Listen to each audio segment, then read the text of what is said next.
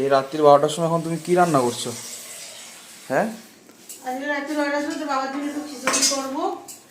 মুগ ডাল সিদ্ধ করে বসাইছি, একটুখানি কুমড়ো দেবো, একটু আলু দেবো, একটু ফুলকপি দিয়ে, আর এই সিম দিয়ে করবো। আর মুগ ডাল, সোনা মুগ ডাল বসাই দিয়েছে। আর এই যে চাল, 1 কাপ ডাল 1 কাপ চাল দিয়ে। আর কিছু করবো না? না আর ফুলকপি খিচুড়ির সাথে খাওয়ার জন্য কিছু নয়? না, ডিম নাই তো, তোরে তো বলছিলাম তো ডিমের কথা। আর তো আলু ছিল না, তোকে বললাম যে মনে আলু নিয়ে আসিস, তাও নিয়ে আসিস নি। আমারে এখানে 5 কেজি আলু হবে? কোনোদিনই না। 5 কেজি 3 কেজি 3 কেজি হবে। 3 কেজি 5 কেজি আলুর গায়ে কি ভার নাই?